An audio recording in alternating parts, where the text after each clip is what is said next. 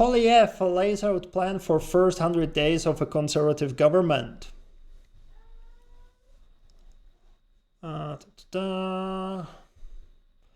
will obviously call President Trump and tell him that the tariffs are destructive and they should be lifted on day one and a new deal negotiated. Again, like I said, Mark Carney tries to base his election campaign on President Trump. You heard me say it, I'm going to repeat it. Whoever gets elected, even if it's going to be NDP, we all know it's not going to be NDP, but even if by some miracle it was NDP, they're going to deal with President Trump. So this is not a shocker. Whoever gets elected as a prime minister will have to deal with President Trump. Now the question is, obviously we're going to negotiate a new deal. We'll probably restore the relationships with US. And eventually it's going to be good relationship again. Like, let's not lie about it. They're our closest ally. They're our neighbors. We need to have a good relationship. But the question is, and I didn't really hear the answer from liberals, but I've been hearing this from Pierre Poilievre for a while. What are we going to do to prevent this from happening again? And you heard Pierre Poilievre, well, we're going to revoke the Bill C-69 that is preventing us currently from building new pipelines, mines, and all of this, right? So once they revoke the Bill C-69, we can unleash our energy, unleash our natural heritage potential. We can create more pipeline. We can export our gas to Asia and Europe, create new trade deals.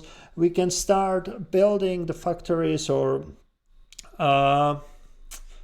just infrastructure for liquid LNG. Is that like liquid natural gas? Sorry, my bad. And then we can export that to Europe.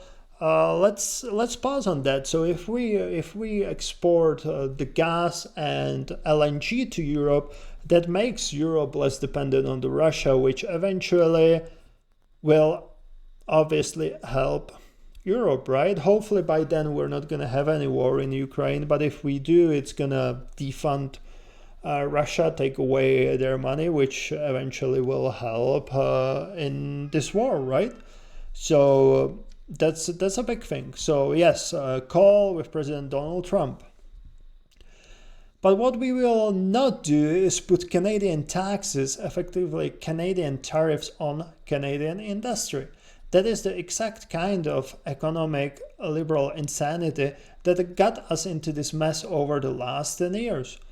So yes, what he's saying is that he's not going to punish Canadians like liberals did, right? Like, yes, if you put tariffs on the Canadian industry, obviously who's going to suffer? It's going to be consumers in Canada, consumers in the US. So definitely a good thing. Poilievre attacked Liberal leader Mark Carney's plan to keep the industrial carbon price in place, saying his party will end the industrial price. So we talk about it. Why is industrial carbon tax bad? So let's take an example in steel.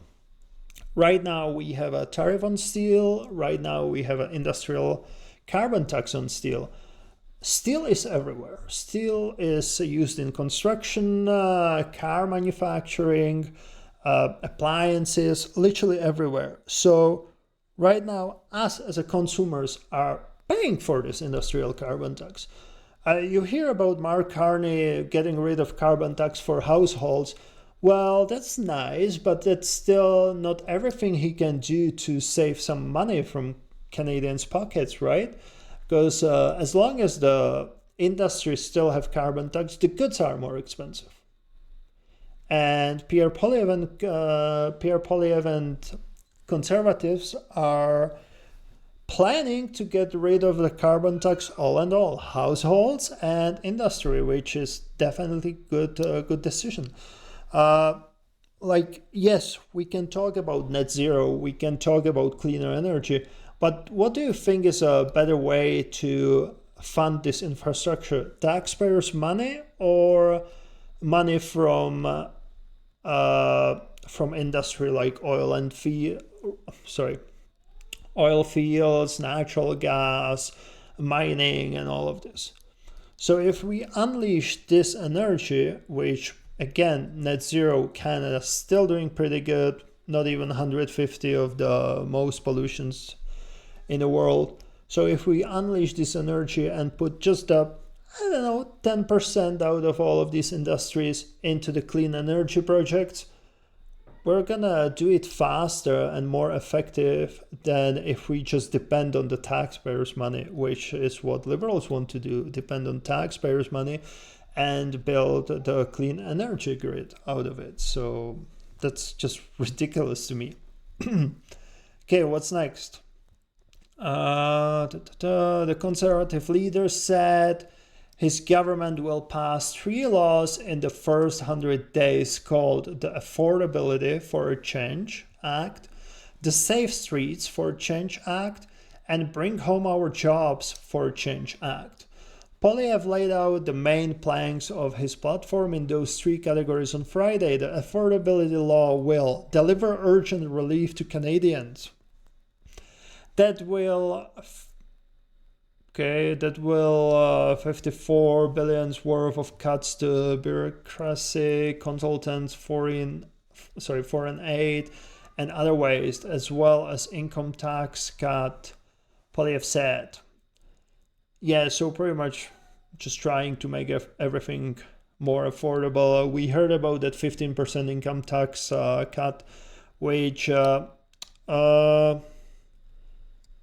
kind of tricky.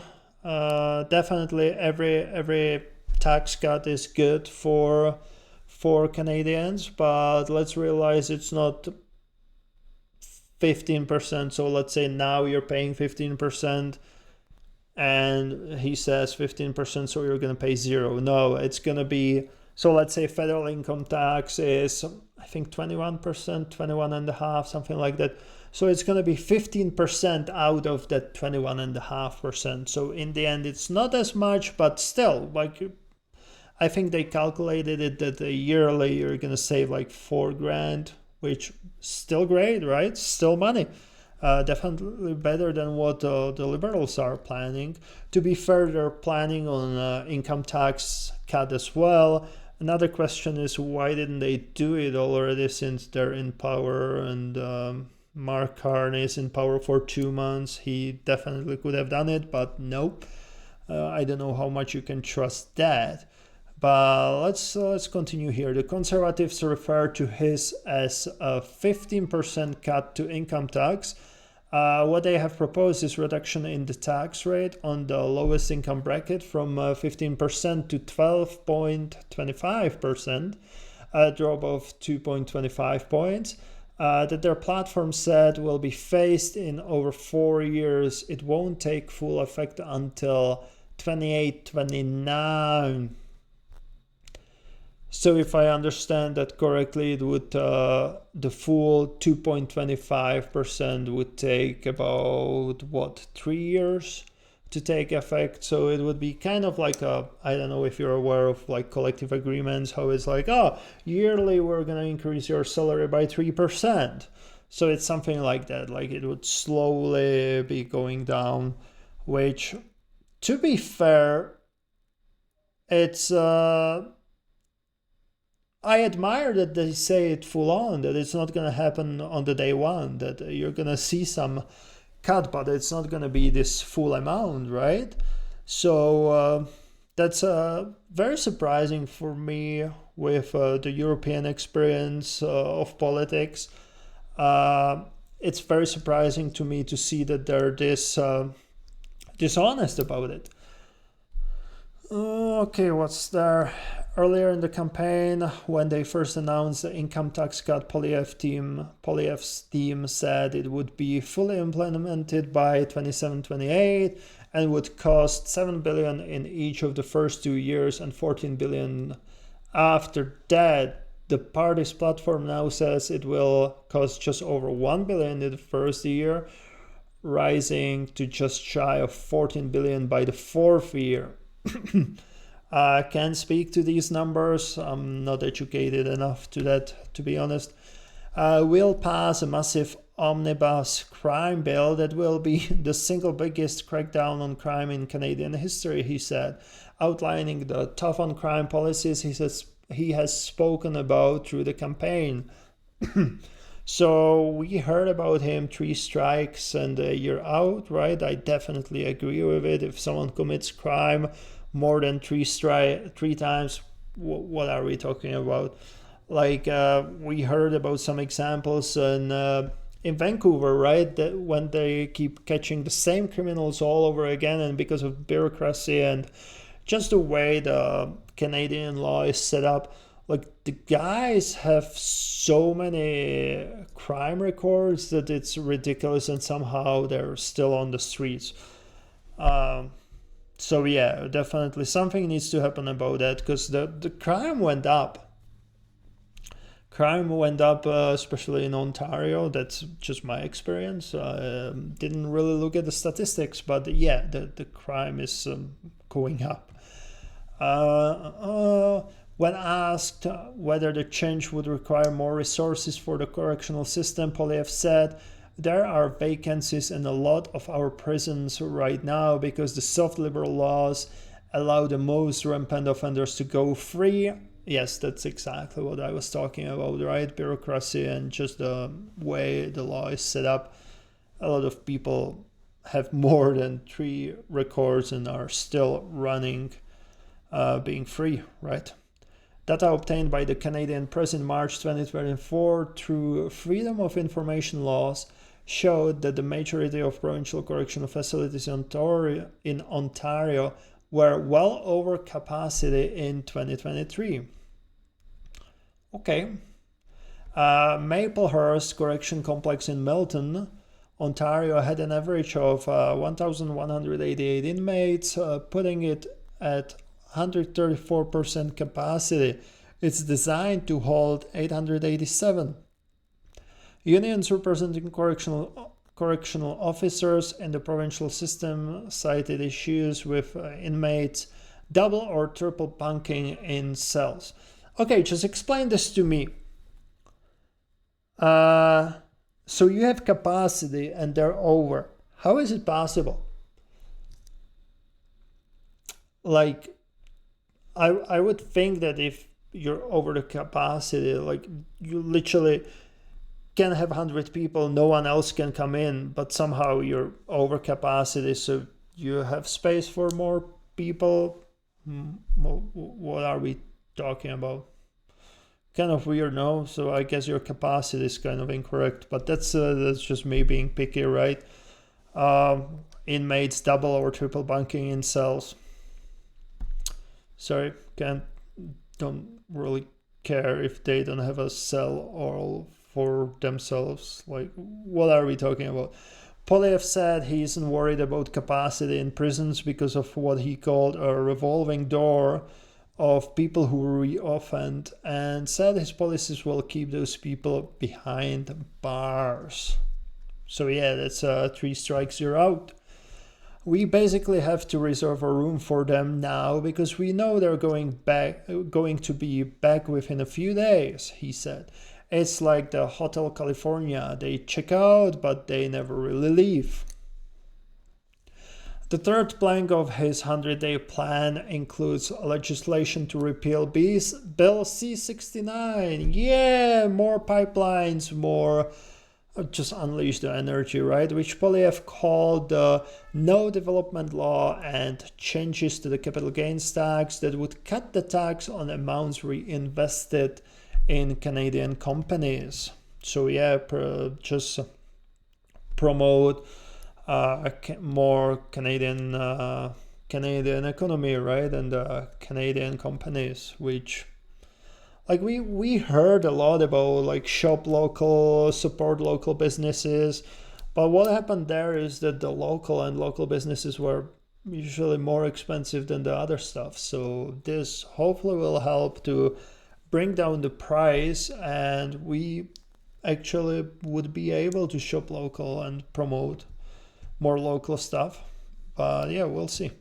The Conservative Leader Tour was in Saskatoon on Thursday and Friday as the election campaign enters its final weekend. The party held every riding in Saskatchewan in the last parliament, but polls suggest there are tight races in Saskatoon and Regina this time. That's surprising. Stop in Alberta.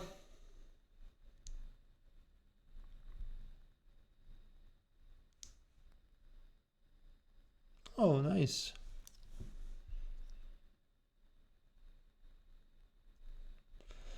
Okay, so just to summarize this quickly, first thing, he's gonna deal with President Trump about the tariffs. Second, he is gonna axe the taxes, and especially the carbon tax, which is just crazy thing, right? Revoke Bill C-69 and bring the affordability law, which should cut down the prices for us. And then what else? Two more things, right?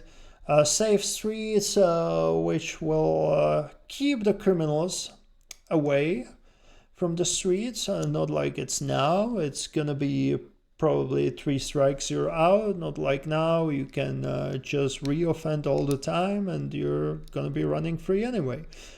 And what else we have? Bring home our jobs for Change Act, which is if you invest in the Canadian company, you're gonna have some tax cut, which should promote more jobs and hopefully cheaper Canadian goods over here. So that's I would say that's a pretty good plan for 100 days. We'll see if he managed to do more or no. Obviously, it's about 5-6 points that he's planning, but it's definitely not going to be easy after the 3 Liberals terms. So, yeah, pretty decent plan for 100 days.